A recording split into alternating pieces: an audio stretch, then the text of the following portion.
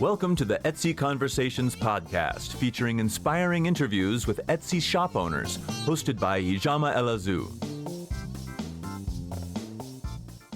Hi, and welcome to the Etsy Conversations podcast. I'm your host, Ijama, and I thank you for joining me for another episode. This week, my guest is Karen, and she runs the Etsy shop Sully Softies. And she also has her own website at sullysofties.com.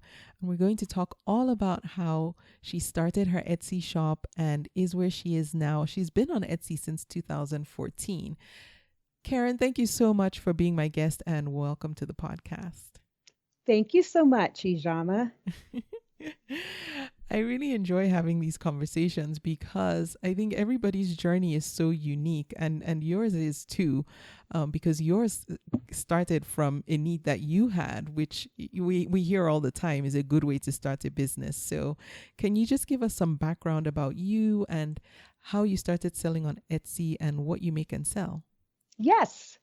So I moved from California, a lot like you, to the Midwest. I live in Kansas City.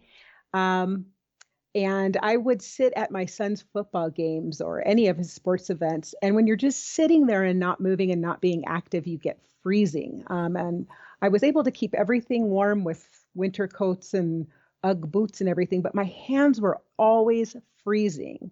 So what I started doing was making sweater mittens. They are recycled wool sweater mittens made out of sweaters that I get from mostly thrift stores. I source them from other places as well, but mostly from thrift stores. And there's other processes that go along with that, but that's pretty much my story. And I had some moms that asked to start buying them and that were also watching the sporting events. And it just kind of went from there. And I started selling on Etsy and, that's the story. How did you know how to make the mittens? You know what? There are a lot of other people who make recycled wool sweater mittens. In fact, I have a Facebook group called Recycled Wool Creators. Oh. And I started it probably a year and a half ago. And there's over 100 of us in that group. And it's great because we support each other so much and give each other advice. But even at that time, my story is kind of two-part. One, that I had that need, and then the other was the hobby that I had of really loving to go into thrift stores. I just love it. I love the hunt and the treasure hunting and finding the vintage items and things like that. So knowing I had this need of getting my hands warm and being in thrift stores and seeing all these items that I had all these visions of what I could turn things into made me realize all of the great benefits and properties of wool and all the wool sweaters that I would see in thrift stores. So I had the idea. And of course, then you do the Google machine and you find there's actually patterns out there for recycled wool sweater mittens.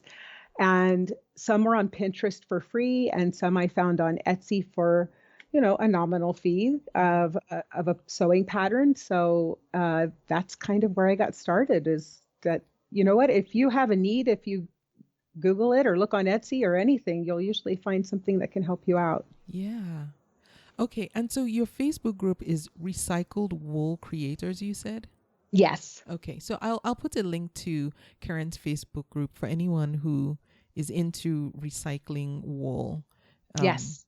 So you can go check that out.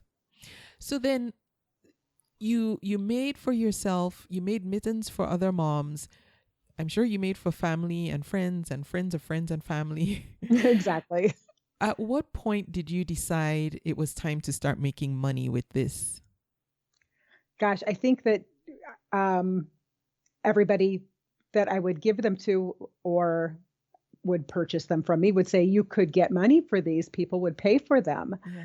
And I knew of Etsy. I can't remember exactly when I first heard of Etsy, but I knew of it and gave it a try. And it's kind of nerve-wracking to start on Etsy, but it really isn't that hard if you just take that first step. There's really, I find it very plug and play, and it's easy to do. For you coming on, what would you say might have been the highest hurdle for you, even though it was pretty easy to figure out? I'd say the thing that I was most nervous about was shipping. I had no idea, once you get that cha-ching and get so excited about it, you've done the easy stuff. And then when you get the cha-ching, you're just, what do I do now? How do I package it? Will it go to the right place? Will I pay the right amount of, money for the postage?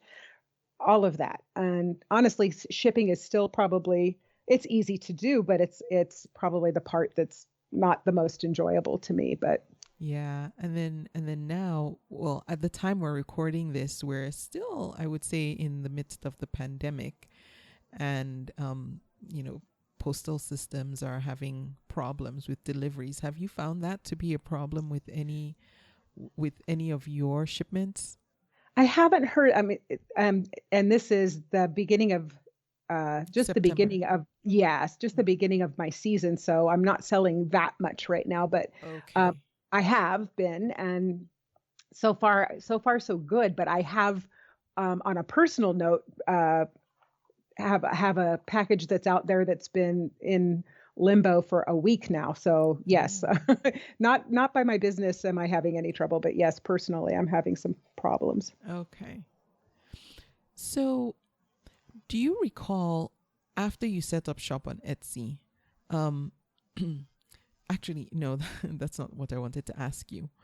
Where do you get the ideas for the designs you have? And do you have leeway to be creative with the designs because you're making them from something that already has a design or a pattern, if you will? That's a great question. The leeway I have is I do combine different patterns and colors. It's not all from the same sweater typically. Sometimes I do make it from one color or design of sweater. I also add a lot of embellishments. So I will embroider. I have an embroidery machine and I'll embroider on my mittens. I'll also do some applique and I add buttons, and I also will use my scraps. So the whole idea is that I'm trying to keep these sweaters that are in thrift stores out of the landfill. I'm trying to be eco-conscious. And the other part of that is I cut these sweaters up and I end up with a lot of scraps. And so I try to use the scraps as well. And I do some kind of crazy quilting, I guess you could say, or sewing together the scraps, sometimes in a pattern, sometimes just willy-nilly. And those seem to be one of my better sellers. I can't say it's my best seller, but it's so that is a possibility too. I also add, I can't say this is a creative part of it, but a functional part is that I add either a suede or a faux leather palm piece. And that came up more because I was using my own product. And I realized that when I'm walking my dogs, I was getting a lot of wear at the palm of my hand. Oh, yeah. Yeah. Or just even driving the car, I needed maybe when it's freezing cold out, everything gets a little more slippery and dry. So I needed more grip on my steering wheel, or feedback from friends who would go to tailgate parties and wanted to have the grippage on their beer when they're out in the freezing cold. So those are some things that I get to be creative with. I like that. Yeah. So outside of Etsy, do you do anything else?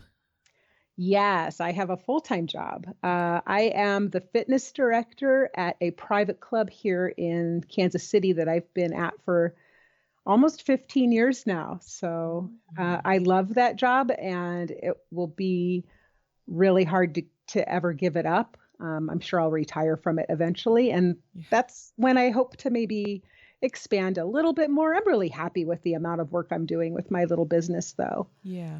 So if you could not give up your job, but one day in the future, if you could expand your Etsy business beyond what it is now, is that something you think you would do, or do you think you would just keep things the way they are? I think I'd like to try to expand. I do have help already. My mittens have linings in them, and the linings I sometimes will source out a vendor to and actually she's a friend of mine, to sew the linings for me so that I have more time to do the more, I guess, creative part of it. Yeah. The linings you don't see so much, and they're kind of monotonous to continue sewing, just, Right. fleece together. So I kind of source that out, and I don't know how much else I'd feel comfortable sourcing out for somebody to help me to do. And I really like the fact that my hands have touched every pair of mittens and put it together.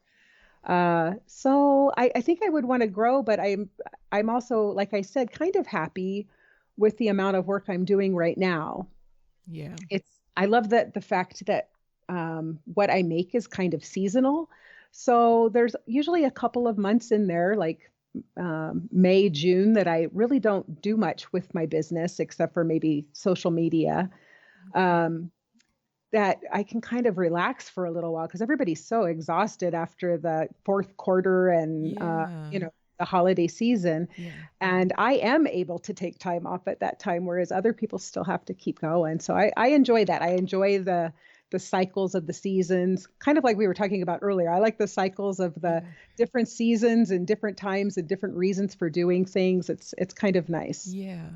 When do you start ramping back up in preparation for your busy season, which for most, I'm sure, starts before that, the Christmas shopping begins, because winter comes earlier than that. You know that, don't you? Yes. Yes. I would say I really kind of get started ramping up my making in July. I even start selling some in July and August, but not much. I'd say I probably sold maybe 10 or 15 pairs this month, but I know it's coming. And the nice thing with the sweater mittens, they make amazing gifts because most of what I make are one size fits all. I do make a larger size, but I don't make very many of those. But they're mostly one size fits all. And so that's easy to give as a gift. You know that it's going to be something that's going to fit someone. Yeah. Almost everybody needs mittens. Even if you live, in California, there's a couple of days out of the year that are really cold in California. So, so most everybody could use a pair. I think everybody really likes the fact that they're eco-friendly and they're handmade and they're just damn warm. They're really, really warm. They look really warm. Yeah. So one of the reasons they're warm is the fact that I felt the sweaters and that I double lined them. So felting, I think everybody has had the experience of shrinking a wool sweater by accidentally washing it. Yes, for sure. And that's what, yes, that's what felting is that you wash the wool in hot water and it kind of agitates, and the sudsing and everything causes the fibers to bind together. And that's why your sweater shrinks. The fibers bind together. And then you end up with a material that is impervious to cold and wind. And it's even naturally, wool is water resistant. That was something I was going to ask you. Yeah. You don't see too many sheep that are soaking wet out in the field, right? They kind of shed off the water quite a bit. And so do the mittens. I think if you dropped them in a pool of water and let them sit there for a couple minutes, they probably would get soaking wet. But for the most part, if you're just out in the snow or rain, they pretty much shed the water. Okay. And Are they then, washable? Yeah. So Okay, if I've washed them, I've washed them in hot water and sanitized them. So they probably won't be shrinking any more than what I've already shrunk them to. Okay. So yes, I usually ask people to hand wash them just in case, but I know that I put mine in the washer regularly. Okay. Yeah. Yeah. So with the one size fits all, I was going to ask about that. Have you ever had any customers come back and say they didn't fit? Maybe hands too big? Yes. Most people, I have the measurements on the in my listing. Okay.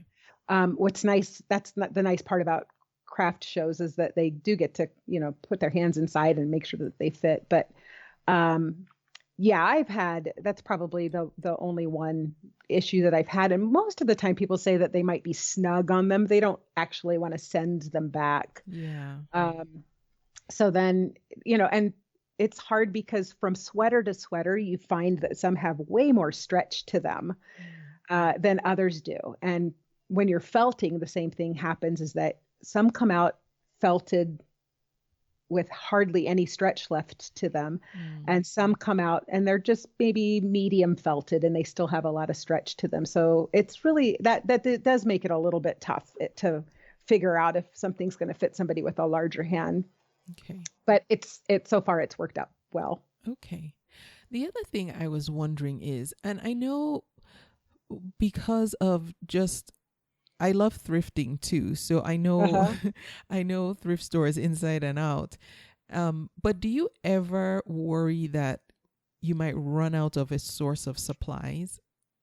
That is such a good question, because yes, the life cycle of wool. I mean, you don't see too many wool sweaters being sold in stores any longer, at least not the kind of wool, not all kinds of wool, maybe some merino wool or cashmere, things like that. But a 100% wool, you don't find very often anymore because it's scratchy, it's itchy, it's very warm, but it's not necessarily very comfortable. So probably it stopped in the early 90s.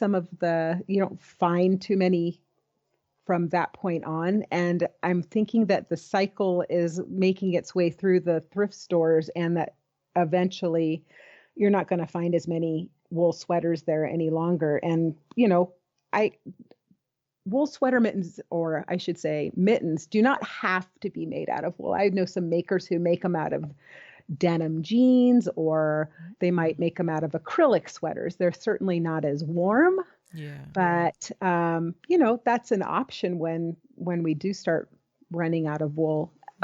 There's also a lot of makers who make a lot of different things out of thrifted wool.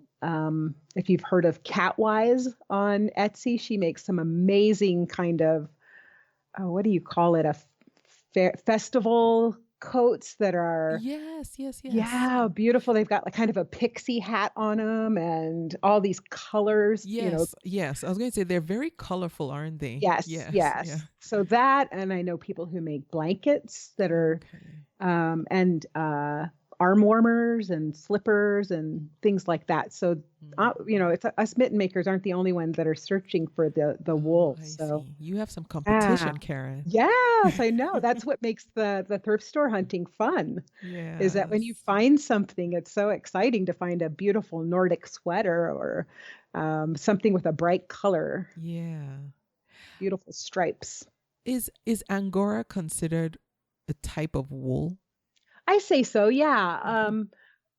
I'm actually writing a tutorial right now for people who want to learn how to make sweater mittens, wool sweater mittens. And I do a whole section on the different types of wool.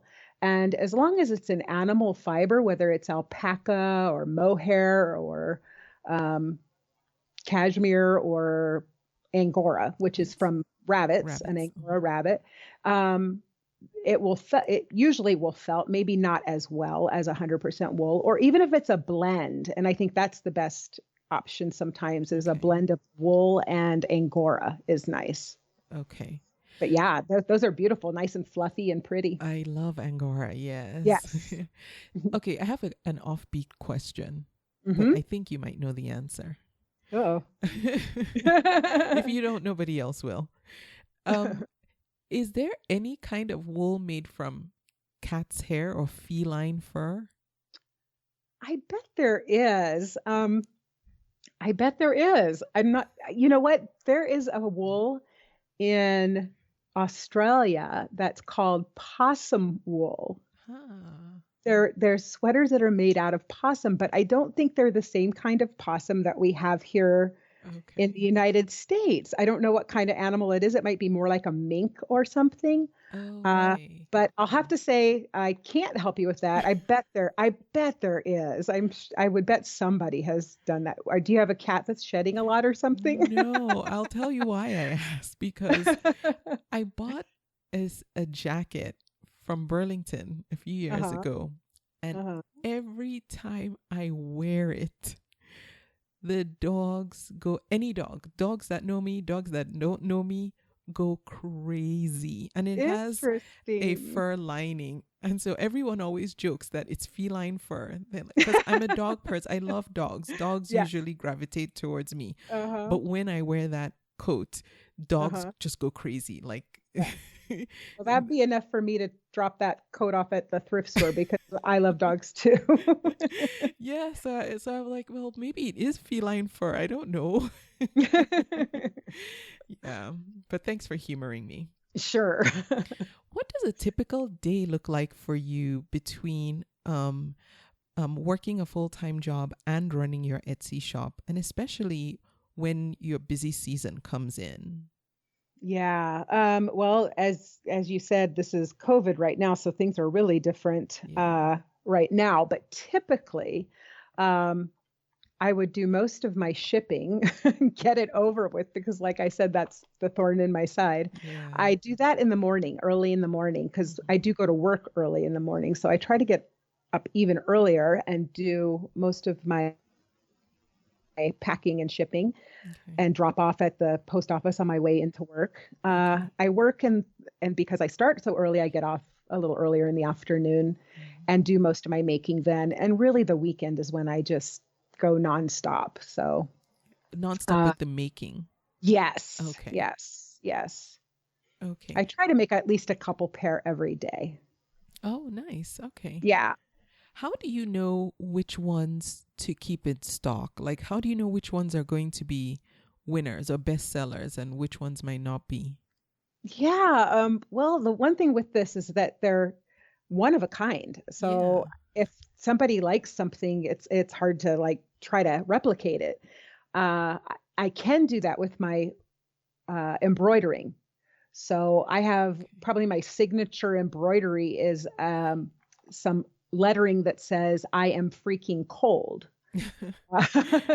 And so those sell pretty well. So I do a lot of those. And then I've also got an applique of a peace sign and a rainbow. So I put a peace sign on one and a rainbow on the other. Okay. And those sell well. I also have had, though, um, a woman who brought me a sweater that had these beautiful sunflowers appliqued on the sweater and kind of felted into the sweater and just gorgeous. Mm. And I made some mittens out of it and I posted them both on social media and on Etsy, and they were a hit. And so I knew the maker of the sweater, and not personally, but I Yeah. knew the label of the sweater. So Mhm. I got on eBay and on Poshmark, and I put I found more of that same exact Oh, sweater, and I purchased. smart. Yeah, it's a little bit more expensive that route instead of Yeah. the thrift store. But if I know it's going to be a good seller, then I definitely am going to make, pay a little bit more for it. Yeah. So I've done that. And then you can also then put alerts. So if a Susan Bristol sweater that's teal and has sunflowers on it ever comes up, I will get an alert from eBay letting me know. Oh, okay. I was going to ask if you meant like a Google alert. Oh, no, no, Okay. I should try that too. Does Poshmark give alerts too? I don't know. I don't get on Poshmark quite as often as eBay, but I bet they do. Okay. And for Yeah. anyone who doesn't know, I'm pretty sure everyone knows eBay, but Poshmark is also an online selling platform. I think they specialize more in clothing. And recently, I think they've opened up to home goods as well. Oh, I didn't know that. Yeah, I just found that out. I don't sell on Poshmark, but um, I listen to things. So every mitten that you sell is one of a kind. You'll never have two of it in your shop. Is that right? Not exactly the Okay. same. No. Yeah. Oh, I not can make not it. identical. They won't be identical. I Okay. make the same. I had somebody who goes to a school here and wanted a certain purple, and she wanted a couple pairs made out of that same sweater. So I was able to do that, and they look almost identical. Okay. So it's just hard to find the same sweater that's the same color to Yeah. replicate for a friend. Yeah. Yeah. Unless So it's somebody with twins in the household donates. Yes, exactly. Yeah. So it's kind of heartbreaking when somebody sees a sweater and they say, "Oh, I want that exact color purple for Yeah. my mittens," and it's like, well, good luck. I'll do my best, but that's going to be a hard one to do. Yeah. So, as a seller, selling one of a kind items also poses its own difficulties because the way the search algorithm works, one of the things it does is it looks at how people are interacting with your listings, Right. liking, well, not liking, favoriting, and then buying, and those are signals that that's a good listing that they should keep showing higher up in search. Right. But when you sell one of a kind items and it's gone, all that juice is gone. How I do you, know. yeah, how do you Terrible. handle, I know, yes. And I have the same problem too. And Yeah. yeah, how do you handle that, like as far as just making sure your products show up in search or just getting traffic to your listings? I think that's what I do most. I fool with SEO every now and then. I don't really work on it on a regular basis. Mm, Probably my social media pushes people towards my Etsy shop more than anything. okay. So I just work on that and make sure that I'm posting my one of a kind items so that they get that, they get sold. Yeah. Otherwise, yeah, I don't know. I don't know what there is else to do. Do you Yeah. have suggestions? I don't, I was just about to say, I wish I could help. I have the Right, exact same problem is, right, because I do sell vintage and a lot of one of a kind, I think all the algorithm has to go on is the number of favorites, but right, that alone doesn't give it as much weight as favorites and then people buying because I don't have replenishable items. And right, so when it's bought, that's the end of that story. right. So I yeah, mean, I guess it's a plus that you've got a one of a kind item. I think people really appreciate that and like that idea. But yes, you're right. That's the downside of it. yeah. And you have to wait for the owner, if you will, like the one person who wants it Yes, badly enough. yes, you're Yeah. right. Yeah. How about pricing? How did you land on what you were going to charge? And has that changed over the years? Yeah, it has changed over the years.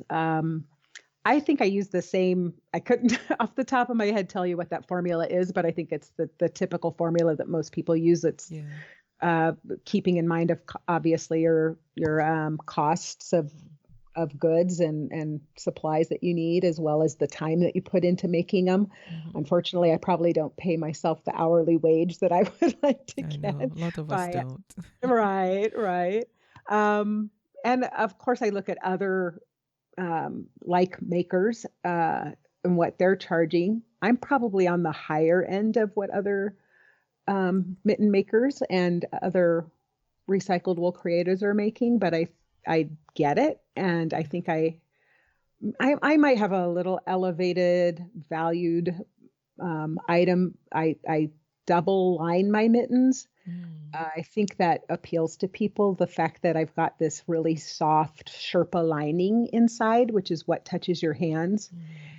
Mm. I try to showcase that in my photos, and I think that might up. And if anybody's ever bought them from me before, they know that, and they will pay that extra price, as well Yeah. as the palm piece. I think is really a nice feature too that people will pay extra for. Yes, because you don't get that much in just the regular commercially available mittens. Yes, you're right. Yeah. Now, I know you mentioned before that shipping is something that gives you some trepidation. Have you ventured into international sales? Is that something that you do?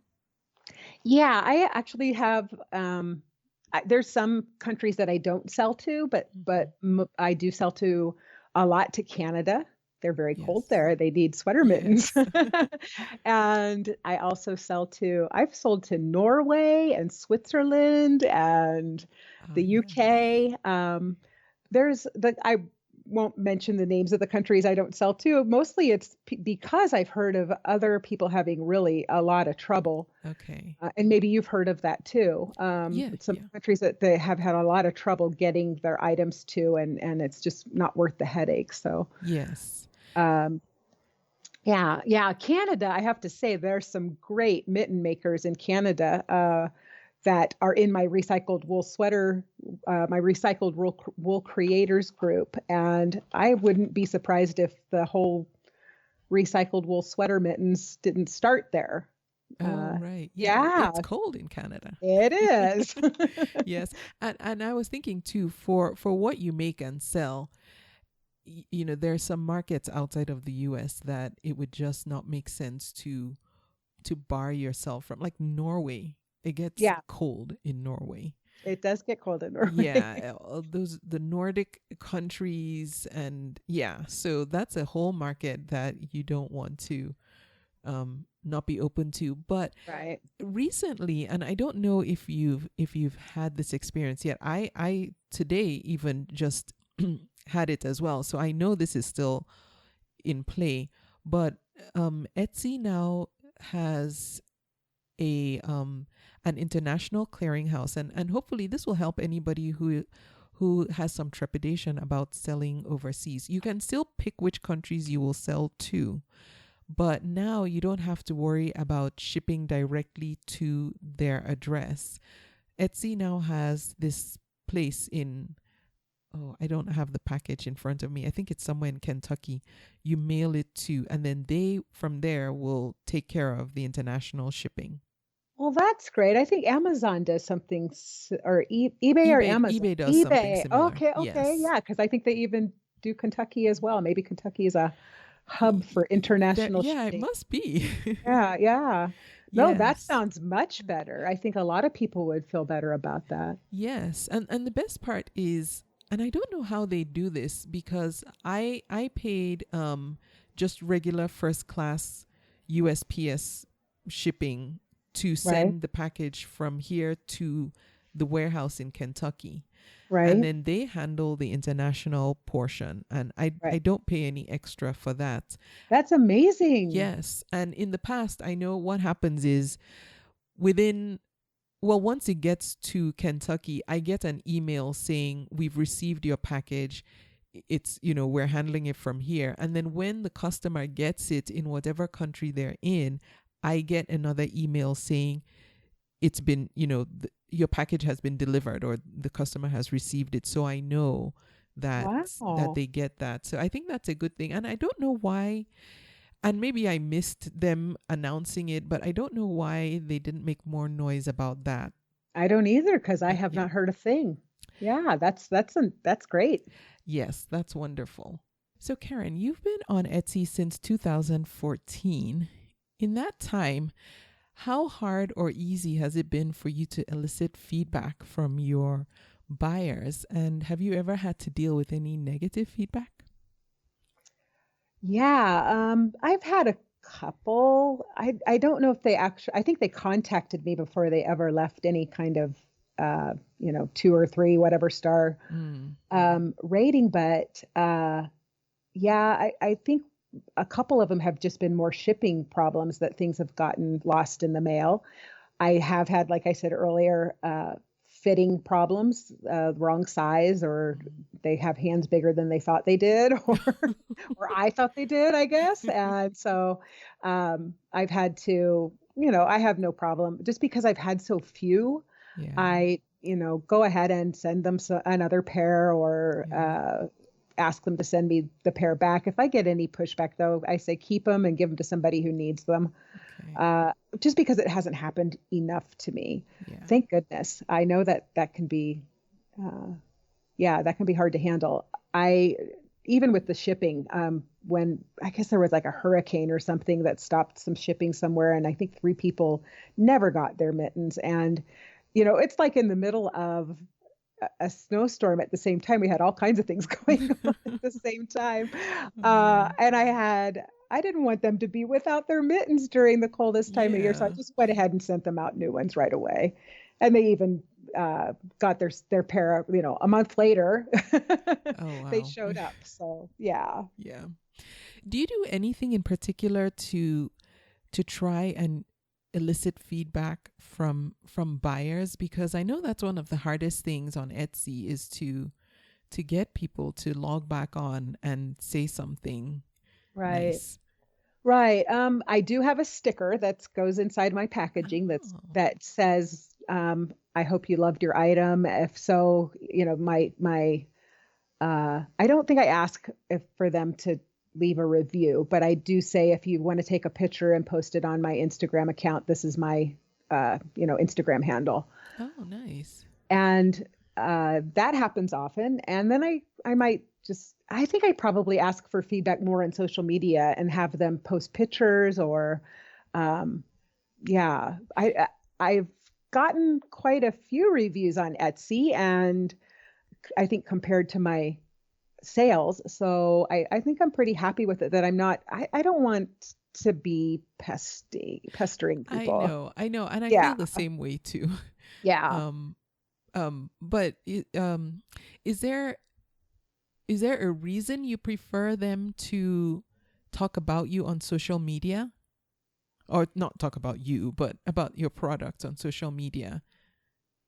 No, but I think that's just a more of a natural thing for people to do, is to post a picture of themselves anyway, and just a That's hashtag. true. Yeah, and just a hashtag you, if it's something that they like, is an easy thing to do, Yeah. instead of getting on Etsy and, not doing it as much, yeah, to serve them as it is that you're begging them to do Yeah. something for you Yes. when they've already just bought your product. So, and like I said, I get quite a few reviews, so I'm pretty happy with that. I think that I don't think getting a whole lot more is going to be helpful. Yeah.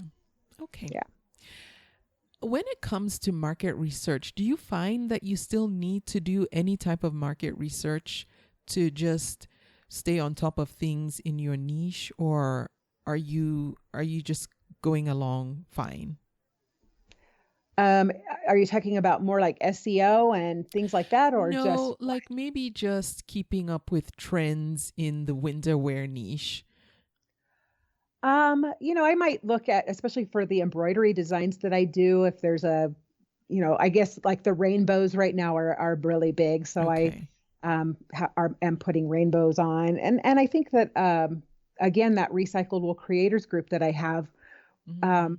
it's a really kind of unique group, I think. I don't know if a whole lot of other niches do this, but we really help each other out. We're more of a community, is how we think of each other, than competition. So, Yes. And yeah. So I I'm glad you brought that up, because I did have a note here to talk about your community over competition philosophy. yeah, yeah. And I think that just pushes us all to be better when we help each other out as Yeah. well. And I think all of our products improve when we do that. Yeah. And I also think that there are plenty of cold hands out there that that there Yes. we can take more mitten makers. I don't think that would be harmful. Like I said, I'm doing a tutorial right now for people to learn how to make sweater mittens, whether they're making them for friends and family or they want to also sell them. And again, I don't think that it's, I'll have friends ask me, don't you think you're giving away your secret sauce? And Right. it's like, no, not really. I think there's plenty of business for everybody. Yeah. If you think about it, people who, make socks, I mean, there's plenty of sock makers out there, and there's still plenty of feet out there. So there's room Yes. for everybody making and having their own little style and their own personality and their own touches, I think. I like that. Where and when will your tutorial be available, and where can we get our hands on it? I actually think I'm going to be selling it on Etsy. Okay.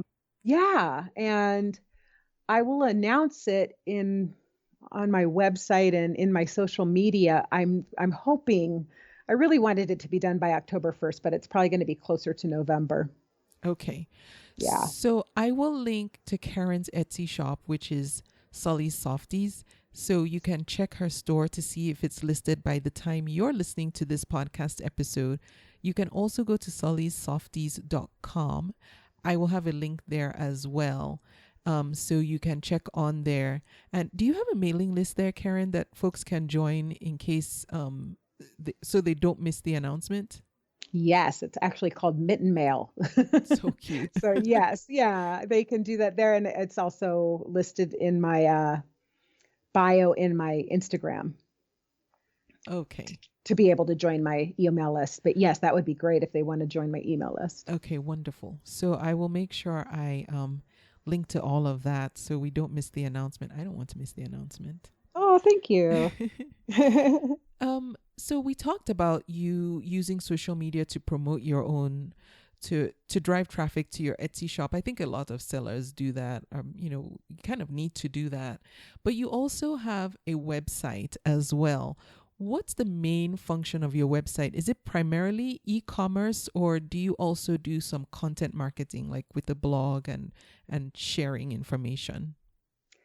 I don't do e-commerce on it. I have thought about it, and it is upgradable easily that I could add e-commerce to it. Mm-hmm. I just don't have the time right now to run both Etsy and e-commerce, and I'm just doing fine enough on Etsy and at craft shows that I just don't think I could make enough mittens to also have it to make it worth my while to have an e-commerce site as well. Okay.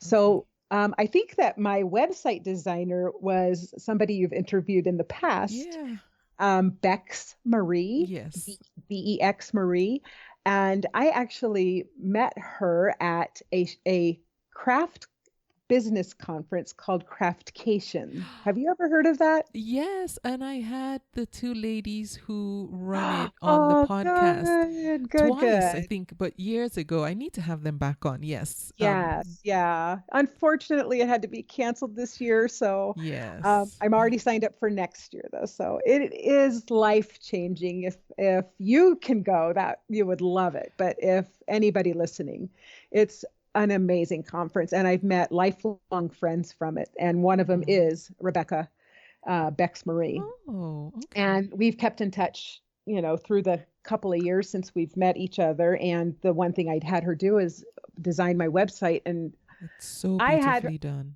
Oh, I think so too. My main objective for her was to make it so it was seamless and it didn't look like when you clicked the shop button that you were going straight to Etsy.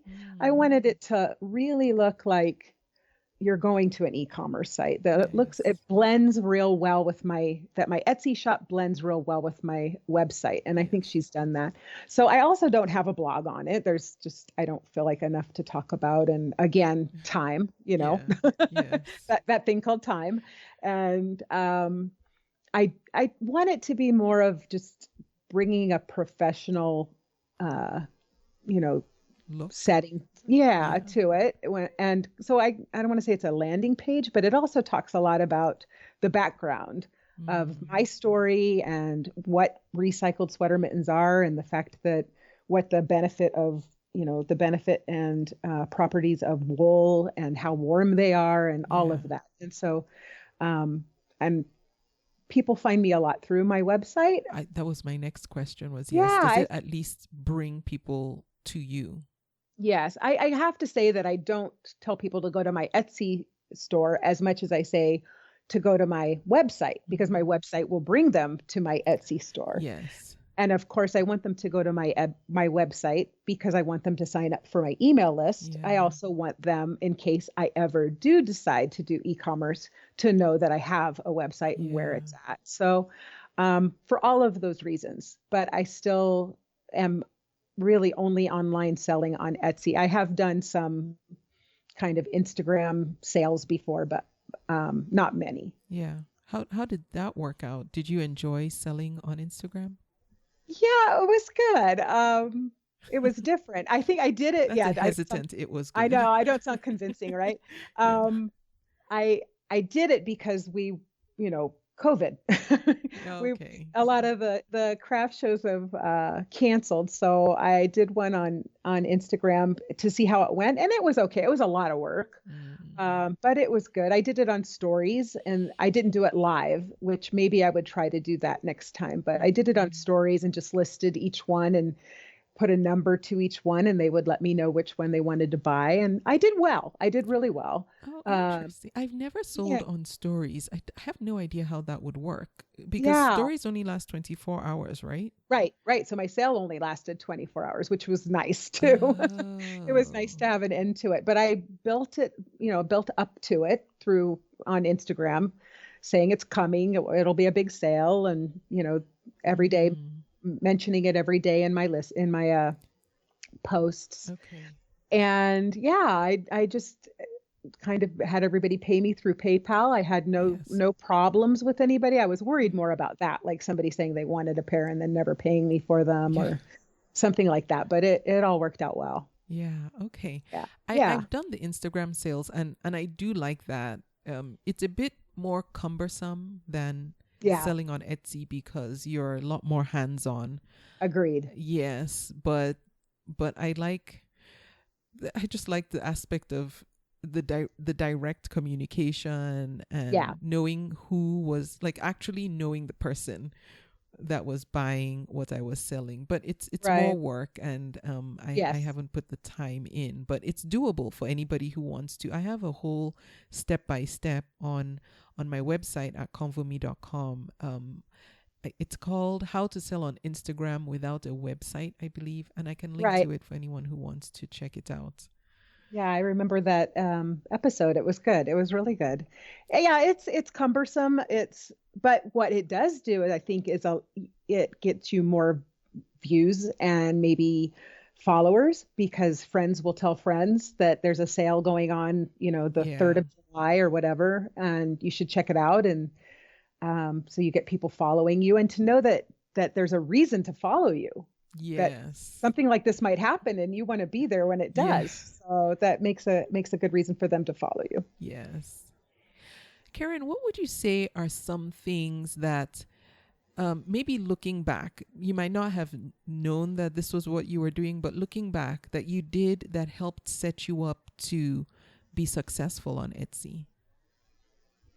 Gosh, I think I got in at the right time is one Mm, thing. okay. Um, I was probably one, and I didn't plan that. Yeah. I think that I was one of the few people that were doing what I do. I also don't think that Etsy had quite as many sellers on it, of course, I know it didn't back in 2014. Etsy. Yeah. Yeah. I read the manual. Did you? Yes. Everybody should read the seller's manual. Yeah, It's it's kind of good. funny the questions that I get from people, and it's like it's right there in the seller's manual. Yeah. Read it. And then I think spending time realizing, taking learning how to take good photos. Mm, I don't think anybody could say that enough. I mean, the photos have to be good. It's really a turn off when you see somebody throw their mittens on the kitchen counter and it's dark outside and they yeah. post that as what they're going to sell or whatever product it is. But it doesn't take that much money and it doesn't take that much extra time to. And again, Etsy's seller's manual has a great section on product photography. Yeah. And they've recently, well, I think they started doing this about 2 or 3 years ago, streamlined their seller handbook to where now there are actual categories. So if you want to learn about marketing, all the marketing articles are in one place. Yeah. Same with photography, all that. Whereas before it was just a compilation of everything. So now it's even easier to pick something you want to get better at and then just Right. learn. Well, I am also, Ijama, an Etsy U instructor, although I can't say I can't say I'm official because I haven't finished all again, I'll say COVID. Uh, we can blame everything We on can that, blame right? everything on I know. So COVID. I haven't finished all of my lessons that I need to do, but Well, yeah, have you I done a think session? I haven't yet, no, and I need to soon, right? Yes. I know you have to do a couple. I might not make it, but I think it's a great offering. Yeah. Yeah, I think that's great that they're doing that. Unfortunately, I think they're feeling that this group of people, and you're probably in the same group I am, that it might be a little bit harder for them this year. It is this year, so because for one thing, we didn't anticipate that we would have to do everything online. Right. One of the things I was really looking forward to was doing in-person events, because I just think it's different when you can talk eyeball to eyeball and you're in the same room and just have a connection beyond just the teaching. I've done the webinars and they were great. I enjoyed doing them, but it's different when you're in person, and I was really looking forward to doing that. I completely agree. Yeah. So if folks want to find out about when you'll be offering your own Etsy, I don't even know what to call it. At this point, I think they're all probably going to have to be online. But if folks want to know when you're doing yours, how can they find out? You're putting me on the spot. Okay. I know you're not. I'm sure I will put it on my social media and on my website. Okay. That's my only avenue of really reaching out to people for something like that. And I do have a lot of, I think, other makers. I know I do. I have a lot of makers who follow me, especially on social media. And I don't think all of them anyway are selling on Etsy. And I think now is the time, and I'm sure Etsy knows this and is doing pretty well. Yes. The fact that online sales are going to be the way to go right now, and probably really the way to go for this upcoming holiday season. So, I do need to get going on that. As soon as I finish the tutorial, get off, get my real job going and clean my house, and I will finish I'll finish my Etsy U and get that posted. No, I do plan to get that done. Okay. And then you've mentioned your social media before. On Instagram, what's your handle, just so we know for the record? Yeah, I'm Sully Softies everywhere. SULLYSSOFTIES. Okay. Thank you. I figured, but I wanted you to say it. Yeah, thank you. And I will link to Karen's social media. I'll link to everywhere you can find her, just so you're able to connect with her as well. Yeah. What advice, Karen, would you give to a new seller who's entering the platform now? So we've talked about how now really would be a good time for other makers because of, this is a good thing we can blame on COVID. Because of COVID. What would you tell those sellers, say in your Facebook group, who aren't yet on Etsy, but are considering it, especially with an outlook to just how online selling and e-commerce has changed in light of the pandemic? What advice would you give that person? This sounds so cliche, but just do it. I mean, just take that first step. It doesn't cost anything, hardly 20 cents to list something on Etsy. The fees don't start coming in until you start selling. And that's a good thing if you're selling. So that's okay. That's telling you something good. Yes. It's really not that hard. It seems like, for some reason, it can be insurmountable. It is not. It is so easy. Read the seller's manual, take good photos, and just take that step. If you can find somebody who's on Etsy, because I'm doing this with a couple of my friends, as I'm kind of mentoring them in a way, is just like, if you're setting up your shop and you've got some questions, call me anytime, text me, and we can look at your screen and see how things are going. And that's so nice. Yeah, I think that's a good thing to do. Yeah. I always think it's so much more beneficial to have someone on the inside like you're doing with your friends, because invariably there'll be questions where, it's easy to get frustrated because the answer might be in the seller handbook, but you just you don't know where to find it. And those frustrations can hold people up.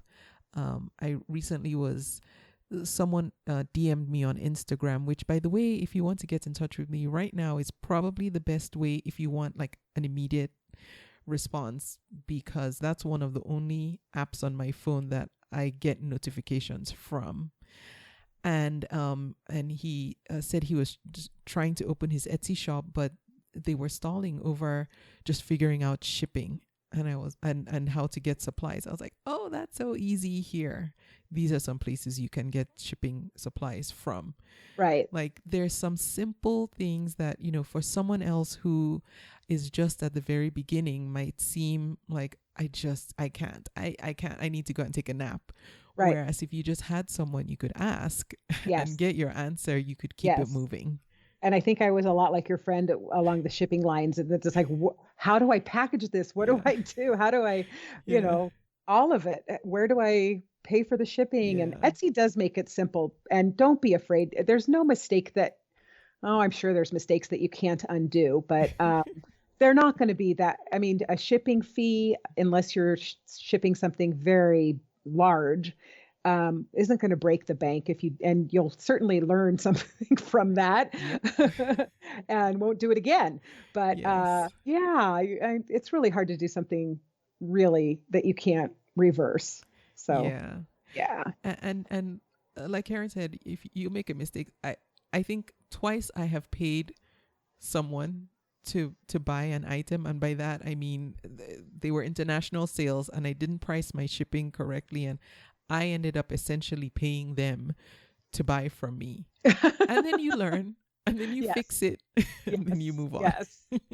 I learned that the hard way when I started including shipping, shipping for free.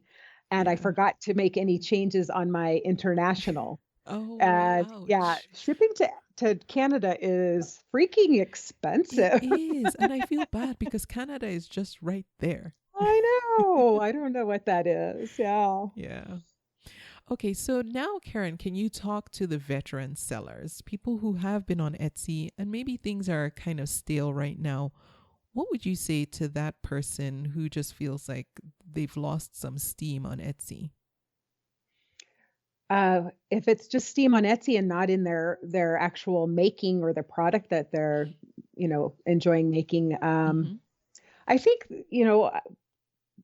E-Rank and Marmalade, and I know I know you've had people on from those places, and I also know that you have a lot of people that use that service. But those are great services that you can learn more about why things might be at a halt. I think those are two great services. And then also just look at your product. I think why would this not be moving right now? Are there a lot other people? Is the market saturated? Should I try to do something a little different? It's not always Etsy's fault. That just seems like that people blame it a lot on that. It's like, what's the product you're selling and what's the quality of it and how is it different from other people's? Yeah. So I think looking at those areas and looking, if the more practical would be looking at the Marmalade and E-Rank and things like that. Okay. Do you use both of them? On and off. Okay. Yeah. I don't subscribe to them regularly. I might just do a month one time, and again, another time I do another month with somebody else with one of the others. Yeah. Okay. Yeah. All right. Great. Other than these two tools and some other things that we've mentioned, like Craftcation, which I will link to so folks can sign up. I actually was supposed to go to Craftcation this year as well. Oh, I would have seen you. Yes, because I've talked to them a couple of times, and then finally I was like, I really need to come out there and just experience it. And COVID. So anyway. Damn.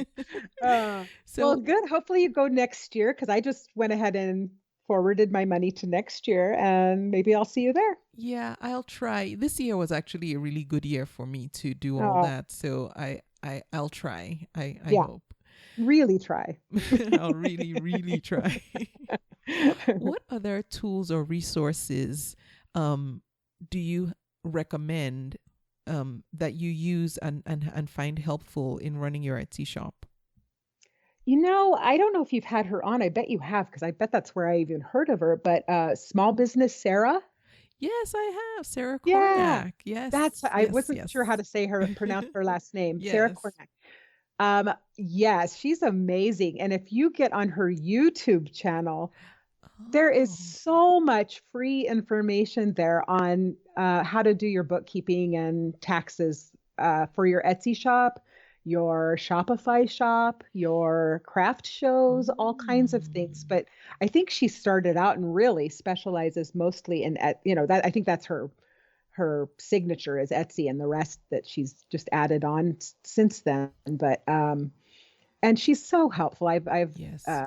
paid for her services as well to set me up on QuickBooks Nice. initially, and now I've kind of got it going and am in a groove with it myself. So, Yes. but I still go back almost at tax time. I always go back and look at her YouTube videos just to make sure I'm catching everything.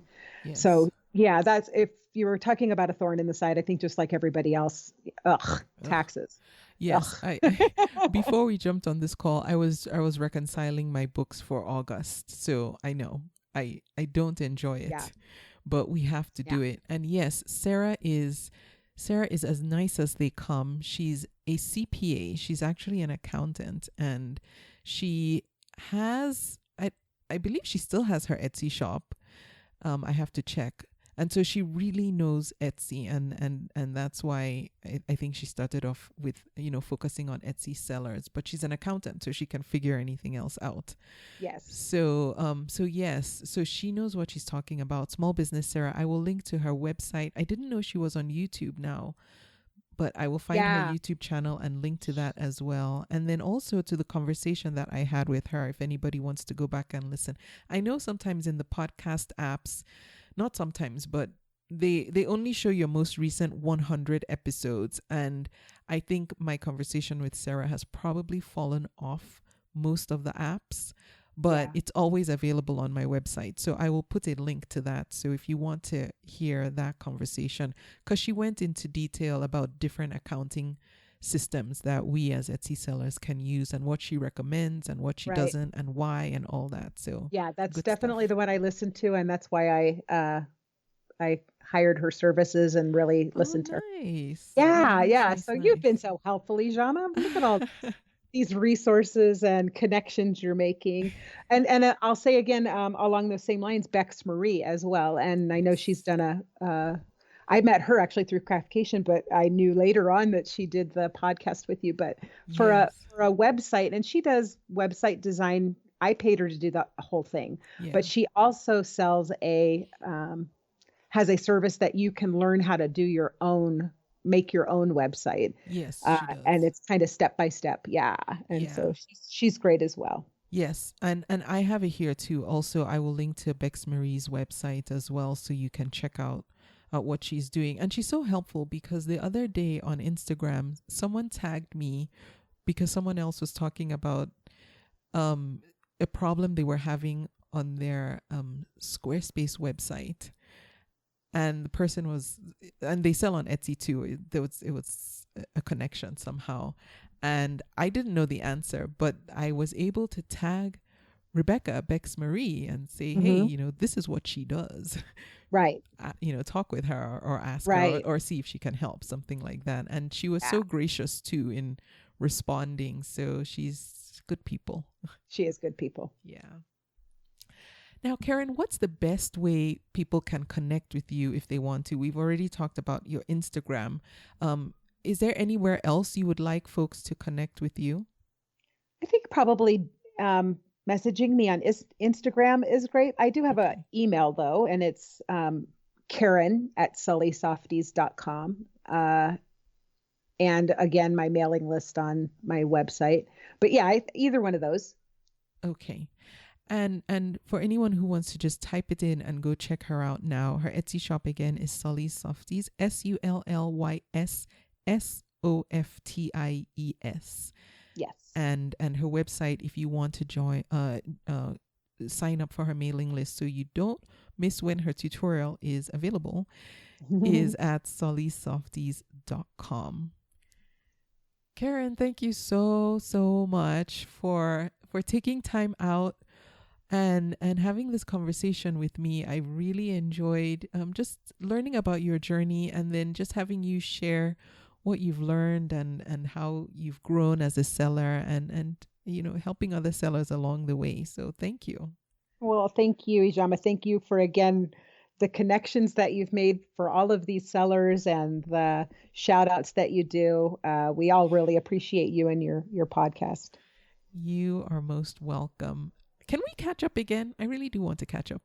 I'd love that. Okay. So let's say like in a year. Okay, that's a deal. Okay.